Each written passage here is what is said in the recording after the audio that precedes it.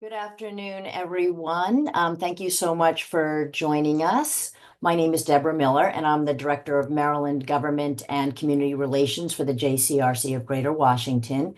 As many of you know, we serve as the public affairs and community relations arm of the Jewish community, and we represent over 100 Jewish organizations and synagogues throughout Maryland, Virginia, and the District of Columbia. We work with elected officials at the local, state, and federal levels to advocate for legislation that is important to the Jewish community and to secure funding for Jewish institutions, and of course, to build relationships with members of both parties to ensure that Jewish values are well represented in the halls of government. Today's virtual town hall with District 6 congressional candidate Neil Parrott is part of our mission to educate the Jewish community ahead of this critically important election. But it is important to note that as a 501c3, we do not endorse candidates for office. The questions I will be asking today were developed in part by recommendations submitted by viewers upon registering for today's event. So thank you everyone who submitted some questions for us. And now to our candidate, Neil Parrott, who is a lifelong Marylander. Before starting his own small business in Hagerstown in 2003, Neil Parrott worked as a traffic engineer at the State Highway Administration in Frederick County, and then served as the Deputy Director of Public Works for Engineering for the City of Frederick. In 2010, he was elected to the Maryland House of Delegates, where he served the western part of the state for 3 terms. And you can learn more about him and his priorities at the website www.neilparrott.org. Neil Parrott, thank you for joining us today. And we're going to begin with some opening remarks and for you to tell our viewers why you are running for Congress and what you hope to achieve if elected. Well, good afternoon, Deborah. Thank you for having me. Thank you for coordinating. I know that it took a big effort. We were looking to maybe do it in person, and then we're doing it by Zoom. And I'm just really thankful to be able to talk with you and all the viewers this afternoon. Of course, I'm Neil Parrott, and you're right. I've been in Maryland my entire life. Grew up in Anne Arundel County, graduated from Old Mill High School, went to the University of Maryland at College Park, where I got my civil engineering degree. And then I did work for the State Highway Administration for almost 15 years, half of it in Annapolis, half of it in Frederick. When I got married, a lot of things changed right away. And this is about 25 years ago. So I'm having my anniversary this coming November.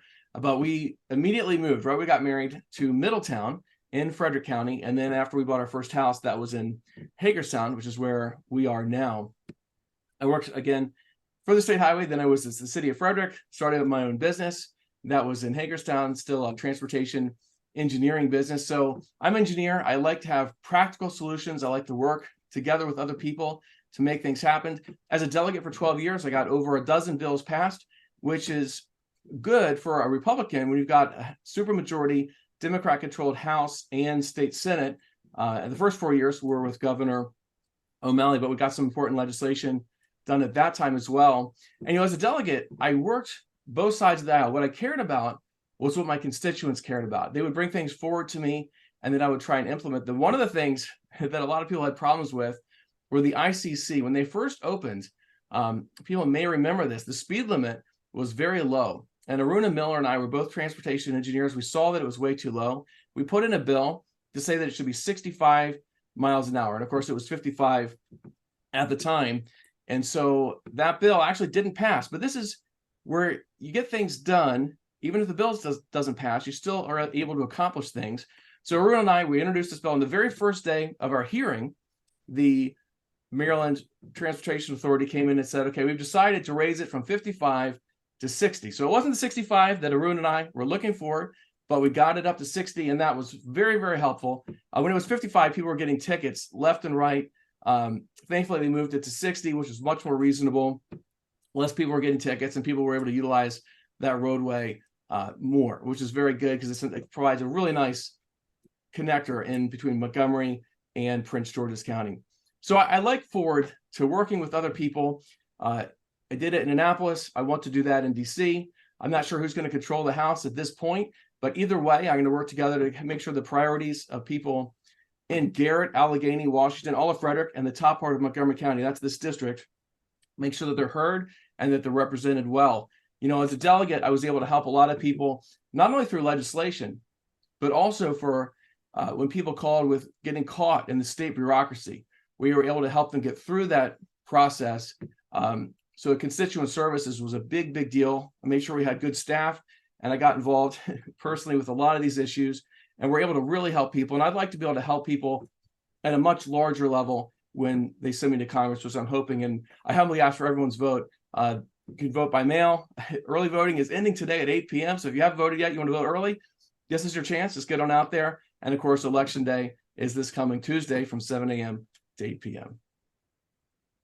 Okay, well, thank you so much. One of the first issues I think it's important to dig into, especially given the audience that we represent, the Jewish community in the area, is and an issue that's front and center for Jewish voters is anti-Semitism. And as I'm sure you know, Maryland is ranked number 7th in the nation for hate crime incidents against the Jewish community. And in a more recent report by the ADL from October 7th through September of 2024, there have been 10,000 incidents reported by the ADL, anti-Semitic incidents, which is triple the number from the previous year in the same time period. It's astounding statistics. So you'll be in Congress representing our area, but nationwide, although Jewish people only represent a tiny 2% of the U.S. population, we continue to be, targeted in a vast majority of these hate crimes. I think the stats that we're looking at are that we are the targets of 2/3 of all religiously motivated hate crimes. What is your strategy for trying to help combat anti-Semitism, both here in Maryland, where it's very problematic, and throughout the nation? Well, certainly the Jewish community is near and dear to my heart as a Christian. I think that they, we talk about Israel. If people who bless Israel will be blessed, those who curse Israel will be cursed. I believe that. Also, my mom is a Christian. She taught at, Knesset Israel School, which is in Annapolis. She's taught preschool there for several years. And so it was really great. I got to learn a lot more about the Jewish community through her work there. She would bring it home and teach us about the religious holidays, and especially Passover. She would actually lead it with our family a couple different times, with my wife and our kids and my mom and some other folks as well. So that's really important to me, to make sure that no one is discriminated against at all, but in particular, the Jewish community. And it's interesting right now, I think we're seeing a rise of incidents because of what's happening in the Middle East. You've got Hamas and Hezbollah, you've got the Gaza Strip, and you've seen all these events that are happening in college campuses. And the University of Maryland, College Park, where I graduated, is no exception. They just had a rally for the, Hamas, these folks on the Gaza Strip, on October 6th, which I just thought was very insulting. It shouldn't have happened then. I would have said they shouldn't have had it at all on that date, but they allowed it.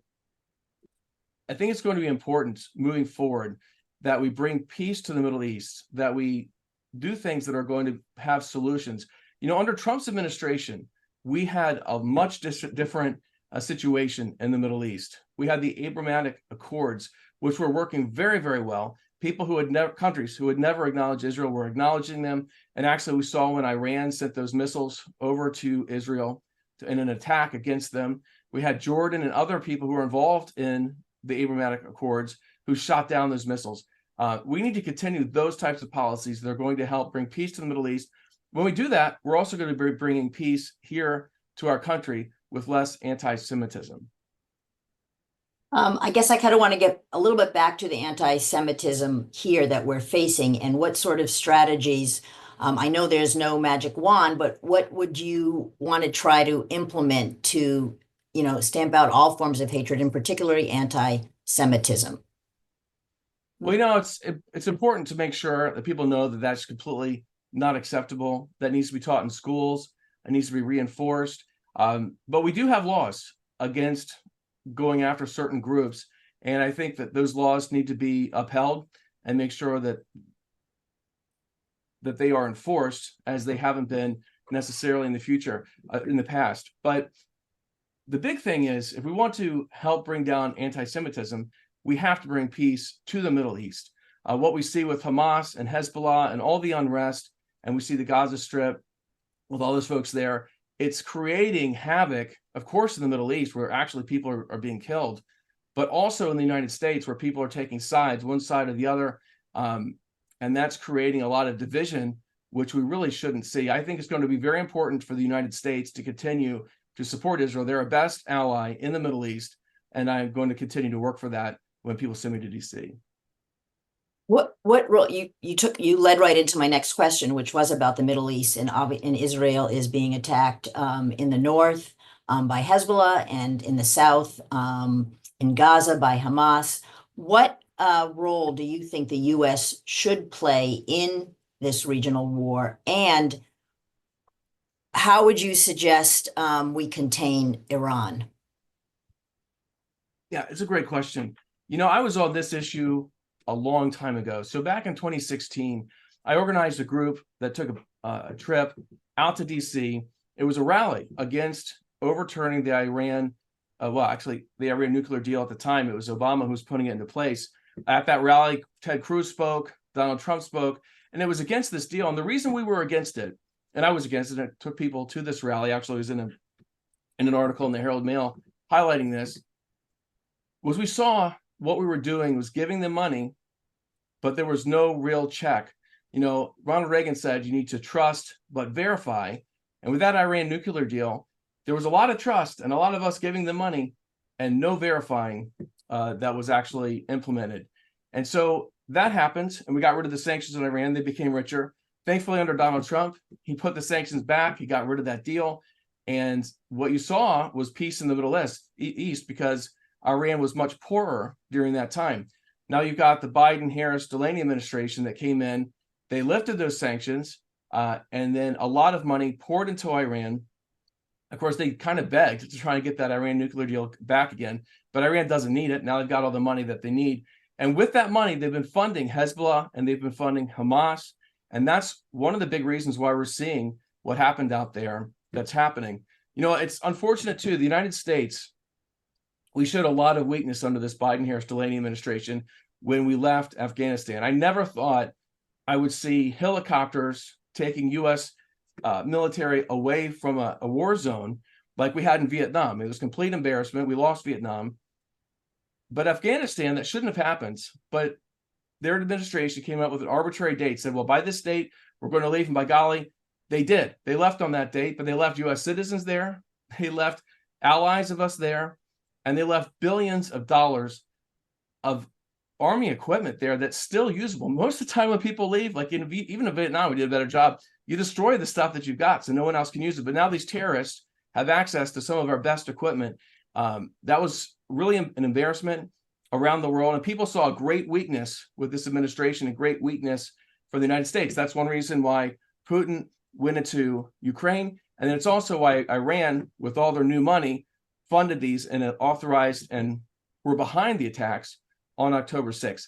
We've got to bring the sanctions back against Iran. We can't allow this to continue. We saw in Iran before the Biden administration that there was unrest, that they were looking at maybe even toppling the government that was there. Now, we need to be able to encourage that. The government that's in Iran is harmful to the entire world and especially harmful to Israel. And we need to do everything we can to weaken that administration in Iran and hopefully to overturn that administration. But if not, make sure they don't have the money to continue the funding that they have right now. We're going to shift away from the international arena and look at some state and local issues. What do you think are the three top issues facing voters in Maryland, and how would you address each of them? Yeah, so I live in Western Maryland. This is my district. I've served as a delegate here for 12 years. And the district, just so everyone who's listening, it goes Garrett, Allegheny, Washington, all of Frederick County, and the top part of Montgomery. So you've got Gaithersburg north. Of course, that includes Poolesville on the one side, and Damascus on the other. The three big issues that I think we have to tackle. One, costs are too high. My neighbor called me last winter. He said, Neil, I just got my electric bill. Is this right? And we looked at it, and unfortunately, it was right. Our electricity has gone up dramatically. He had a hard time paying that bill. That's why he called me. But a lot of people in this district are really having a hard time paying the electric bills. It's over 30% increase. When you go to the grocery store, you're paying 25% more than when the Biden-Harris Delaney administration took over. When you go to the gas pump, you're paying almost double the cost when Biden first took office. And of course, if you're trying to buy a house, especially a new house, it's very, very difficult. Those interest rates have gone up, and it's priced a lot of people out of being able to even buy a house. And for those who were going to buy a house, they have to squeeze it down to get a much smaller house than they could have gotten with the lower interest rates. So we have to have policies that are going to strengthen the dollar and bring down the rate of inflation. What we need to do is balance the budget. I support a constitutional amendment to have a balanced budget. Maryland has that in their constitution. This U.S. government should have that as well. But even if that doesn't happen, we need to have fiscal restraint, and we need to make sure we're not spending a lot more than what we have under this last administration.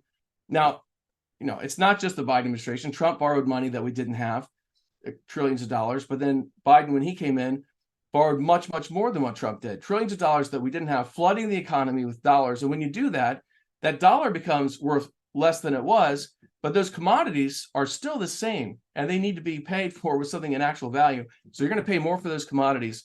I want to bring fiscal discipline back and not spend money that we don't have, so we can make sure that our costs go down or at least stay stable. And we can do that. And also with electricity in particular, a lot of the policies that we have right now are driving those costs higher. And that's very unfortunate, but it's very controllable. Trump has said he wants to reduce electricity by half. And I believe we can do that. If we had better policies and we had better electric generation, then we could bring down the electric costs by half. And I'm going to support those types of issues. While I'm talking about electricity, in Frederick County, there's this NPRP, this project of transmission lines they're bringing from Pennsylvania through Maryland to go to Leesburg, Virginia, to give electricity to these data centers. I'm completely opposed to that project. They're going to come in, divide farms up. They're going to use eminent domain to take people's houses. I'm an engineer. There are other ways that we could get that electricity, even if you wanted to go from Pennsylvania to Leesburg, Virginia. But one way to do it is don't get the energy from Pennsylvania, have Leesburg, Virginia build the power that they need in Leesburg, Virginia. And it's unfortunate. Anyone in Frederick County, they're going to have a surcharge on their bill if these transmission lines go forward, because they're going to help pay for those transmission lines in the Maryland part, which we're really not even utilizing. It's going to Leesburg, Virginia. So that's one priority, is we need to bring down cost. Another priority is that we need to have more jobs, good paying jobs here in this whole area, whether it's Gaithersburg North, Frederick, Western Maryland. In Western Maryland, they've been decimated with manufacturing over the years that's just gone away. We need to bring manufacturing jobs back to the United States. And for those who care about the environment, you really want the manufacturing to happen here in our country, where we have strict environmental laws. You go to China, they're building about, on average, 2 new coal power plants every single week. And these aren't clean coal power plants. These are just dirty ones. And that's dirtying the environment. We need to bring the manufacturing here. It's going to help our economy. It's going to help people with jobs, and it will help clean up the environment. And the third thing is that we need to secure the border between the United States and Mexico. It's wide open right now. The Biden-Harris Delaney administration had their chance, and unfortunately what they did is overturned a lot of the policies under the Trump administration, like Remain in Mexico policy, which just invited illegal aliens to come into our country, and with devastating effects. We've seen, since they've been in office, on average, 2,000 people in Maryland each year now are dying fentanyl deaths because the cost of fentanyl has gone way, way down, because the supply of fentanyl is huge because of this open border, totally uncontrolled. We're also seeing human trafficking. We're seeing terrorists coming into our country. And who knows what they're planning right now, but those terrorists, we know that they're here. We've got to secure the border. That's going to be one of the top things that I want to do. We have to build the wall where we can, and we need to have electronic surveillance above and below the wall. We need to secure it, and we need to come up with a better, after we do that, then we need to help people come into this country legally, streamline that process, and make it much easier than it is right now. Okay, thank you for those 3 issues in terms of bringing down costs, providing more jobs, and border security. Another issue that is critical to Maryland voters, according to a recent UMBC poll, is crime. So the 2 issues they say is the cost of groceries which, as you said, is up 25% since the pandemic. And also, a big concern is crime. Gun violence, as you probably know, is the leading cause of death for children. And just this week, the Montgomery County Council came out with statistics that showed that both violent and property crime is actually heading downward from the previous year, but still up from levels before the pandemic. So, what role, if any, do you think the federal government should play in reducing gun violence and combating crime? Well, the very first thing that needs to happen is that the police need to know that they're supported. That's not happening right now, like it should, especially in Montgomery County, but they need to know they're supported. And it's not happening in Frederick County. There's this lawsuit against a wonderful sheriff, Sheriff Chuck Jenkins. I call for immediate dismissal of that lawsuit. It shouldn't be there. There were two people that they accused of doing wrong. One just had their trial and were totally exonerated. They're found innocent. Now that we know that, they should throw out this lawsuit against Chuck Jenkins. He needs to be supported. We need to support the police in Frederick, Montgomery County, so they can do the jobs the best they can. And when people send me to DC, I will be a mouthpiece to support the police in both areas. You know, what we have in Montgomery County is it's a sanctuary county. When you have illegal aliens that come to Montgomery County, they're not reported to ICE. We've seen some very, very bad situations where violent criminals, ICE told them, don't deport, just hold them. And then we could take care of them. ICE would say that. But there was no cooperation from Montgomery County. They didn't hold them. They let them out and they went and committed another heinous crime. We need to make sure that we coordinate with ICE. I'm going to work to not allow sanctuary cities or counties. And if they continue to do that, then we're going to have to defund them because that's not something that's tenable. We have to be a nation of laws and we need to follow the laws. Another thing, it's a real problem, and this has really happened because of the General Assembly in Maryland. You know, I served for 12 years, but since I've been gone, they've changed the juvenile laws where it's very, very difficult to charge a juvenile with crimes and actually keep them in jail, which needs to happen for major crimes with juveniles. Now, thankfully, they're talking about changing it. They should have done it this last session. They saw it was a disaster. Said, let a year go by. I hope they address that this next session. If I'm in Congress, I will be going to Annapolis and I will encourage them to change the laws. We have to punish the juveniles. They need to be put away and they can't be just released to commit other crimes. You know, when I was a delegate also, it's important for these juveniles that when they go from one school to another school, that the new school knows about their criminal history. And we just saw that in Howard County. It's very unfortunate. There was an individual, a child who was in school in Anne Arundel County who killed someone. He had an ankle bracelet, transferred schools to Howard County, where he killed someone else. And then the police went into the schools to arrest this juvenile. He had weapons on him at the time. Thankfully, there wasn't a shootout or anything, and they actually got him. But the schools should have known that they had someone who had committed murder in Anne Arundel County coming to their school. So that was the bill. I was working with the Washington County Board of Education. That was a great bill. It should have happened when I introduced it as the head of the Washington County delegation several years ago. Thankfully, the Board of Education has now, in Maryland, has now said they're going to basically do my bill statewide. But it also needs to happen in Annapolis. This cannot have a repeat of this. So Annapolis needs to actually formalize it and pass that bill. So I was thankful that we could do it as Washington County, and we need to see it happen statewide so this doesn't repeat itself. Just as a follow-up to that, where do you stand then in terms of rehabilitation, particularly for, we understand the research shows that, one's brain does not, develop until, you're at least 25 years old and fully developed. So where do you stand in terms of alternatives such as not just the punishment, but rehabilitation and second chance, especially for juvenile offenders? Yeah, I think the very first thing that needs to be considered is safety to the public. When you don't tell the schools what their history is, they go to the new school and they're at risk. That can't happen. We need to make sure safety to the public is first. But also, to your point, when they go to the new school and they have that information, I would like them to use that information to help that child, that juvenile, know what the problems are, try and keep them out of trouble, and try and guide them the right way so the guidance counselors can do their jobs a lot more effectively. They actually know the history moving forward. And it is important that, especially at someone at a young age commits a crime, that yes, they are put into a facility if it's a heinous crime where they're not released, but we need to also work with them to make sure they're getting the education they need, make sure they're getting the tools they need, so when they go out, they can be productive citizens in the future. Okay. Thank you. We're going to turn now to another hot button issue. Since the Supreme Court overturned Roe v. Wade with the Dobbs decision 2 years ago, the right to reproductive freedom, it has become a big issue. And as you know, in Maryland, question number 1 on the ballot is whether to enshrine the right to reproductive freedom in the state constitution. So what role as a member of Congress would you play in ensuring reproductive freedom?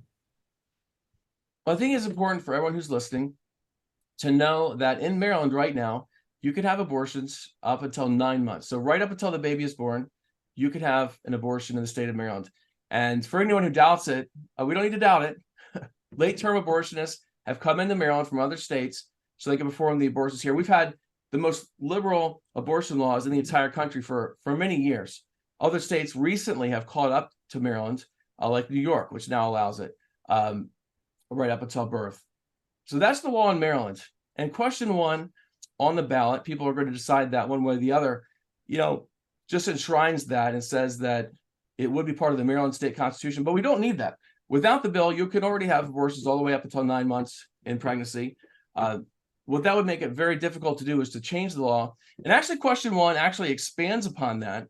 And it says sexual freedom, which doesn't just involve pregnancy. It involves like transgender type issues. So if someone wants to transition and their parents say no, and this bill says, well, it's now a guaranteed right and there's no age. There was actually an amendment to say there needs to be an age on this. It was rejected by the legislature at the time. Of course, that's the supermajority Democrat in the House and in the state Senate. So there is no age. This would be in the Constitution, be very, very difficult to change. And we've seen cases like in DC over the summer where they've actually taken children out of the parents and said they're going to go into the foster care system because the parents said they didn't want to allow this child to transition. And unfortunately, it seems like that's what this bill is going to do. So I'm going to vote against question 1. But when you send me to DC, this is not going to be something that's dealt with at the congressional level. Nikki Haley said it very well in the debates. She said you're not going to have 60 votes in the U.S. Senate to go one way or the other way. This has now been given to the states, as it always should have been before Roe v. Wade. All the states have their own laws on this. And that's what's happened. It's returned back to the states. So when you send me to Congress, I'm not going to be working one way or the other. I'm going to be focused on bringing down costs, focused on getting good jobs back, focused on securing the border. And anyone who says, oh, we can change it this way or that way is just not telling the truth.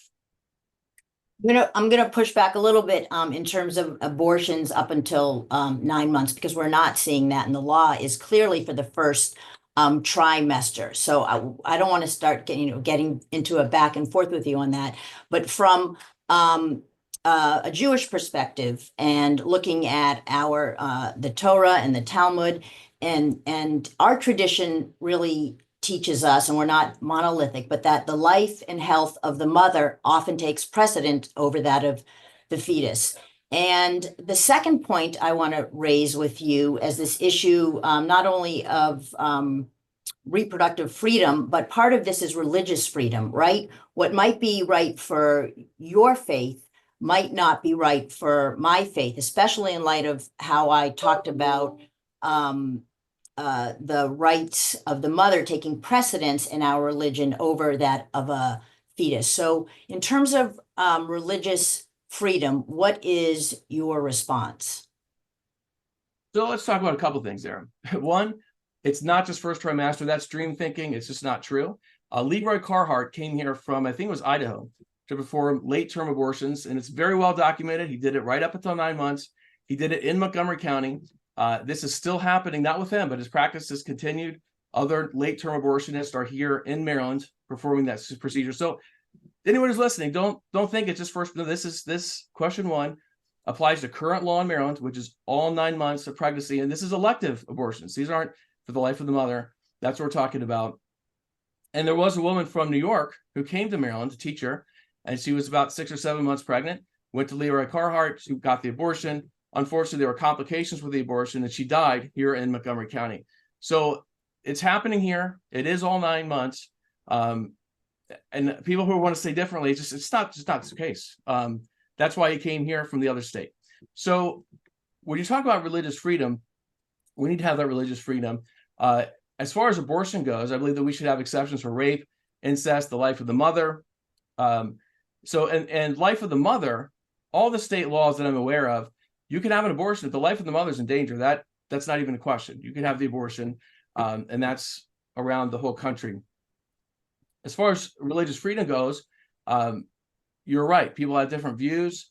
That's why I think it's up to the states. The states are going to decide based on what the majority of the people in that state want and believe. And in our state, it will be part of question 1. And when you send me to Congress, it's just not something that I'm going to be concerned with. That is given to the states as a result of the Dobbs decision. And I believe that's where it's going to stay. And even if somebody says, well, I'm going to go to the Congress and try and make it one way or the other, they're not going to be successful. Neither side is going to get 60 votes in the U.S. Senate. Nikki Haley said it in the debate. She was totally right. People can champion one side or the other. It's not going to happen. It will be up to the states. And for anyone who wants to vote, I encourage you to vote whichever way you're comfortable with on question 1.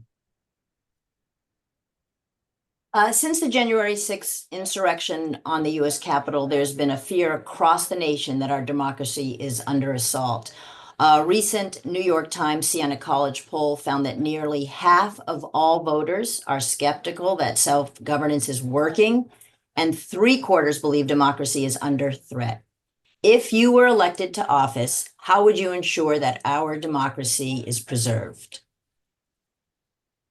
Well, certainly I'll take the oath of office on day 1 to uphold the U.S. Constitution. And when I take oaths, I mean it. I tell the truth. I took an oath when I was a state delegate 3 times as serving for 12 years to uphold the Maryland Constitution. It's interesting. A lot of the folks that I served with hadn't even read the Maryland Constitution. If you ask them right now, a lot of state delegates, state senators, they don't know what's in it. They haven't read it. I took a full course on it so I could understand exactly what the state constitution is all about. So when I took that oath, I knew what I was swearing to. And I have studied the U.S. Constitution, so I'll be able to do the same thing when I take that oath going to U.S. Congress. It's interesting. We have, over that summer, so before January 6th, we saw a lot of violence, and it was awful. We saw a whole Criz zone, you might remember, where they took over a whole block in Portland, Oregon, and let them just have the block, like for a month at a time. That cannot happen in the United States. We cannot allow anarchy to go. And that is a real threat to democracy when you allow a whole block just to go away. That can't happen. We need to make sure we uphold our laws. I think even when we talk about securing the border and enforcing the laws consistently with illegal aliens who have to follow our law, we have to be a nation of laws and follow them to make sure that they're upheld. Anyone in January 6th that's proven that violated the law needs to be punished, but also those who committed the crimes in the summer before, whether they were in the Criz zone or burning police cars or burning the CVS, or even in Baltimore, throwing the Christopher Columbus statue into the Baltimore harbor, they should be punished. And unfortunately, the vast majority of them were not punished. They had video. They saw who threw that Christopher Columbus statue into the Baltimore harbor. Not one person was prosecuted. I mean, that's totally inconsistent. We need to have equal protection under the law and equal application of the law. Even if people agree with the crime or disagree with the crime, we have to uphold the law. Are you concerned about security after the election on November 5th? Because as you know, in Washington, D.C., they've really been beefing up the security presence to make sure everything is safe after the election. No, I think we need to make sure that our security is up to par. That was a great part of the problem with January 6th, is that President Trump called for more security. Nancy Pelosi said no, and she didn't give it to him. And that's all documented. At the time, it was speculative, but now it's come out that was exactly the case. There are records, phone records, text messages, that this was the case. Had we had more security on January 6th, you wouldn't have seen what we saw. Very disappointing. We needed more security then. And looking to the future, we need to make sure we have the right security. I've been to several inaugurations of different presidents. I'm very thankful for my parents. I went to Jimmy Carter's inauguration. I went to Ronald Reagan's inauguration. I went to Clinton's first inauguration. And I think it was George W. Bush. I went to his. But what I've seen when you go and you watch the parade is that sometimes it's totally peaceful. But one of the times that I went there, I was at the far end of the parade route, and I saw the anarchists all dressed in black. And it was a very interesting demonstration of power, because I saw the police doing, they had their batons in one hand, they had their shields in the other hand, and they were doing marching drills right up in front to basically intimidate the anarchists and say, don't even try it. That's the kind of police protection that we need. We need to have peace through strength. That's international policy, but that's also here on the ground. If we have enough force, we will have the peace that we need. And we're going to have that. To your point, looking forward, we have to make sure that we are protected. Whoever the next president is needs to be totally protected. All the congressmen, all the U.S. senators, we need to make sure that we offer the protection that is needed. Affordable housing. I know that's something that's on your website and is a top priority for voters, how expensive it is for Marylanders to rent an apartment or to buy a home. How will you address the affordable housing crisis? Yeah, one thing is to look at how we got here. What you have on our southern border, we had over 8 million illegal aliens come into our country and stay. Over 8 million. That's more than the entire population of the state of Maryland, which is about 6.2 million people. So when you have an entire state the size of Maryland coming across the southern border and then needing housing, you have the same amount of houses, but a lot more people who need the houses, you're going to see those housing costs go up. We need to make sure that we secure that border. That could at least help solve the problem of having a lot more people needing the housing, but not enough housing happening. One thing, I've talked to realtors and developers, and it's very, very difficult for them to build the homes that they want to build. The process takes a very long time. It's very, very costly. I'm a traffic engineer, so I help people get through some of the transportation issues with their projects, which are very important. You don't want to have a project come in and then have the roads fail because they didn't do their due diligence. But at the same time, they need to have some predictability of how long that process is going to take. And they need to make sure that we streamline the process and make it simpler so that we can allow those buildings to develop. They need to be developed. And we're not talking about totally changing zoning to allow this to happen. These are already zones. It's already approved that these can happen. It's just they get stuck in this bureaucratic process where they can't move forward and where it costs a ton of money, way more than it should, for engineering and to get the approvals that they need. So that's one thing we can do, streamline it. Also, we need to bring down the cost, like we talked about. If the United States would stop borrowing trillions of dollars from countries like China and actually balance the budget, and we could grow the economy, we're going to bring inflation back down, and then interest rates will go back down and make it much more affordable for people to buy houses. I'm going to tell you the wrong solution, though. The wrong solution, this is what candidate Harris wants to do. She wants to give people a certain amount of money, maybe $20,000 to go buy a house. The second you do that, the houses are going to cost almost $20,000 more automatically than what they cost today. It will be a totally wasted program. We're going to waste money from the American public to try and fund this program, and with no real net benefit to the people who are struggling and need to buy those homes. Okay. Research shows that climate change is increasing, both in terms of frequency and duration.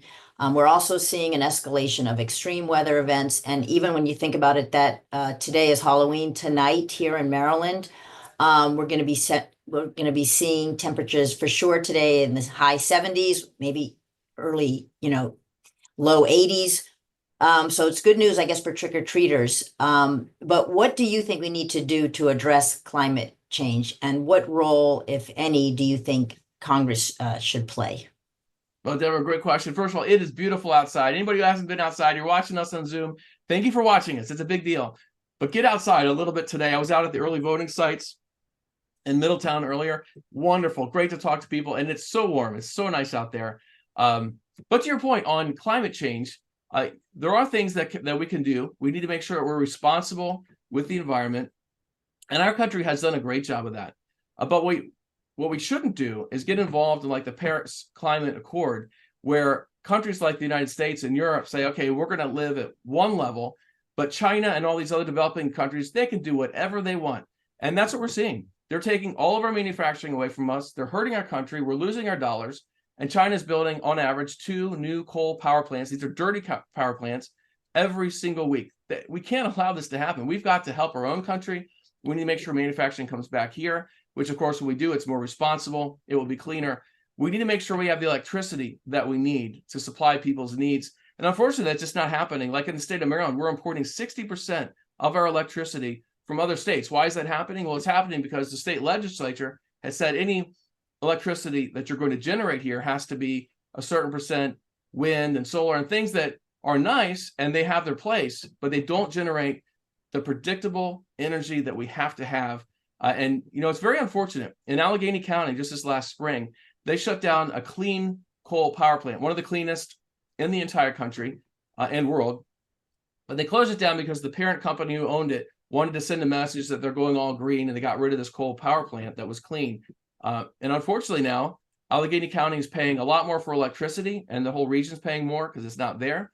And I also just spoke to the mayor of Cumberland just yesterday, and he mentioned how because that coal power plant is not there, they're spending millions of dollars for water. So now all the residents of Cumberland and that area are going to pay a lot more for their water that used to be subsidized by that coal power plant.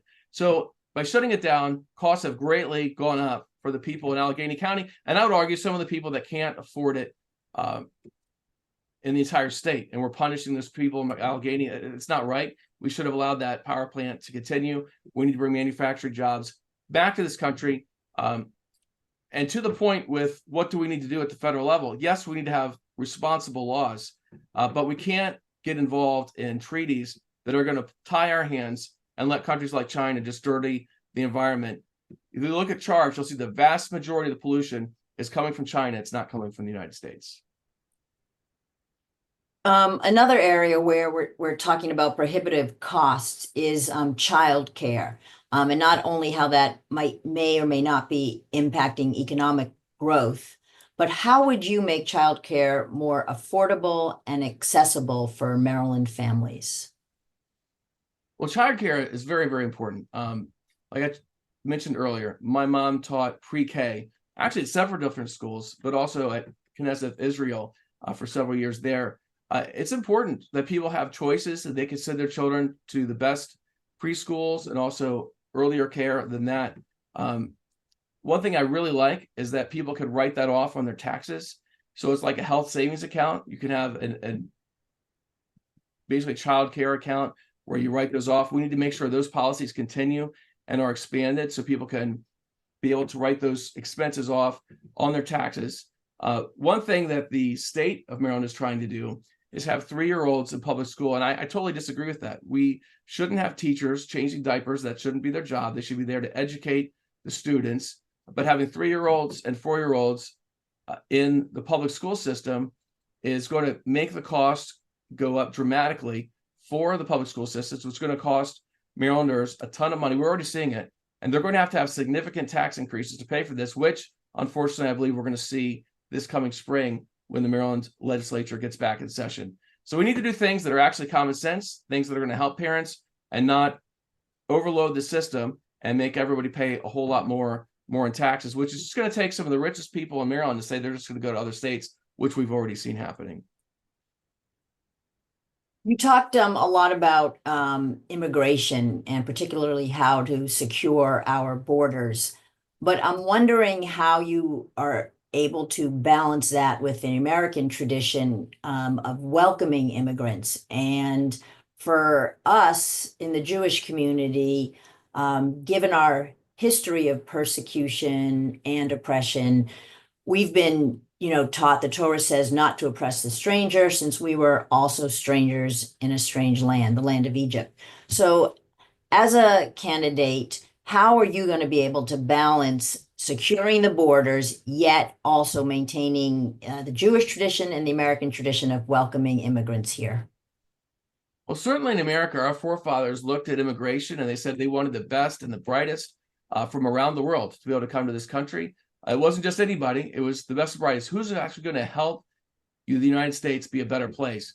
And people went through Ellis Island, and we got some of the best and brightest from around the world. That policy needs to continue. We need to make sure that we bring in the best. Look, we're the biggest debtor nation the world has ever seen.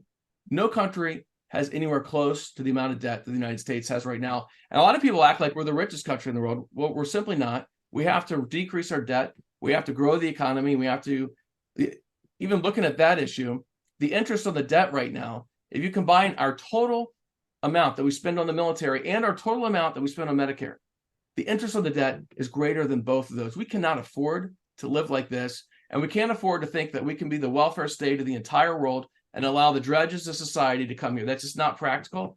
We need to secure that border. We need to help invite people, the best and brightest from around the world, and make that easier for them to come into this country in a legal way and in a streamlined way that doesn't cost so much money as it does today. Now, to another problem is once we secure that border, there will be a lot of illegal aliens that are still in this country. And the question is, what will we do with them? One thing that we need to do is those who are criminal illegal aliens, they have to be deported immediately. They need to go because they're here committing crimes. Now, and that leaves a whole great group of people. That's just a very small fraction of the illegal aliens that are here. And some of them have been here for 20 years. I've talked to different people. There are a lot of different solutions out there. One idea that someone had is instead of a green card, which leads to citizenship after about 5 years, is to give some other kind of color card, maybe a blue card, where you can give people who are here illegally a blue card. There's no path to U.S. citizenship except for under very, very specific circumstances, like they served in the U.S. military, and maybe they have extraordinary service to the community. And I can think of one guy who I would give citizenship to right now. He's a business owner in Frostburg. He's fantastic, hires a ton of people. He's so involved in the community. He would be somebody, if he had this blue card, could go and become a citizen. He's been in this country for 20 years. So it's a balancing act that's going to have to happen with Congress. I'm going to be 435, and I'm going to be looking at this very seriously. But obviously, first, we've got to secure the border, stop the problem, and then we need to address what's here and make it fair. I don't like it that right now in this country, you've got U.S. citizens, you've got people who are here legally, and then you have this illegal population. It's very difficult for them. They have different security cards, social security cards they're not right. They're not paying taxes right. They're getting paid under the table. I think they're getting taken advantage of. We should not have a second-class citizen group of people in this country. We need to make sure we're following the laws, and then we need to make sure that everybody can come forward and have a place to be in this country, or we deport. But it's going to be a long process. First, we secure the border, then we have to have these discussions. And we need to make sure we keep the humanity in mind, like you're talking about with your faith, that we make sure that we're treating people in a good way. I'm coming to sort of the end of our session. I want to give you some time to speak at the end as well. But I do want to talk briefly about mental health, behavioral health services. Access and reimbursement is highly problematic for behavioral health services. How would you address this issue? Well, it's interesting. I grew up in Anne Arundel County, and my actual address was in Crownsville. And so if anybody knows that area, they'll know that back in the 70s, they were known for the Crownsville Mental Hospital. And then what happened nationally was they shut down a lot of these facilities. And for good reason. There were some abuses that were happening in some of these hospitals. But then the people who were getting treated, they just went out on the street. They weren't being taken care of. And unfortunately, what you're talking about is now we're several decades later, we've got a mental health crisis on our hands. A lot of even the gun shootings that we're seeing in schools and other places are a direct result of mental health challenges. And in many cases, the authorities knew and did nothing to help these people that really needed help for mental health. And I'm not going to say it's the authorities' fault. There was nowhere to send these folks, but we need to address that. And that is a role that Congress needs to get involved in. It's not enough just to wash our hands of it and say, well, we shut down these mental hospitals and now they're on their own. We have got to do something to help people who really are struggling in their mental health.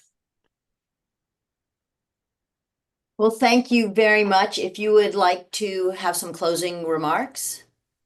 Well, I just want to say thank you. Anyone who's listening to us right now, you've invested an hour out of a very beautiful day, and thanks for being in and watching us. I want to thank you for being interested in the political process. This is a very, very important election, and my race is going to be very, very close. So thank you for listening and tuning in. I hope I was able to help a little bit with that decision. I do humbly ask for your vote. When you vote for me, I'm someone who lives in the geographical center of this district. I care about this district. I've invested in this community. When I go shopping, people run into me. They talk about issues. I talk to them. That will continue if I run and I win for Congress. My wife and I, we started the Hagerstown Area Summer Swimming League.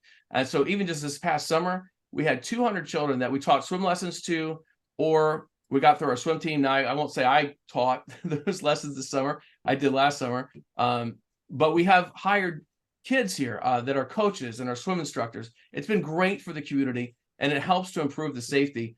I want to be involved in this community. That's one of the reasons why I'm running. I want to give back to our community. I want to help people get through the bureaucratic process with constituent services. I want to bring issues forward that are crucial in this area. Like I-270, it's got to be widened. I-81, we've got major problems on I-81 with safety. We need to widen that road as well. US 219 and in Allegheny County, we've got to work with Pennsylvania to make sure that north-south, all these are north-south connections, to make sure that actually connects from one interstate to the other, which would greatly alleviate traffic on some of the other ones. There are a lot of things that we can do, and I want to work for you when you submit to U.S. Congress. Obviously, the three big issues I'm going to be working on: balancing the budget, bringing down costs. I'm going to work on bringing manufacturing jobs back to this area. I'm going to work on securing that border so that we can stop the influx of people, stop the influx of drugs and human trafficking. We have to do that. This is a humanitarian thing to do. Also on the border, I don't know if you know, but we've lost a whole state park, U.S. federal park. It's been taken over by drug lords. That can't happen. This is the United States. We need to take that park back. It should be open. Right now it's posted. It says, enter at your own risk. That should not be there. We need to be able to take that park back. We need to secure that border, and we need to help our country become strong and in a better place. And I say thank you again for listening. I care about the Jewish community. I will represent you and the whole entire district very, very well. I care about Israel. You probably heard I want to defund Iran. It's got to happen. And we need to continue to stick with Israel as our best ally in the Middle East. So thank you. God bless you, and God bless the United States of America. Neil Parrott, congressional candidate for District 6. Thank you. Thank you for taking time to be with us today and answering all of our questions. And a quick reminder to our viewers to get out and vote. You can still take advantage of early voting today, as Neil Parrott said, until 8 p.m. this evening.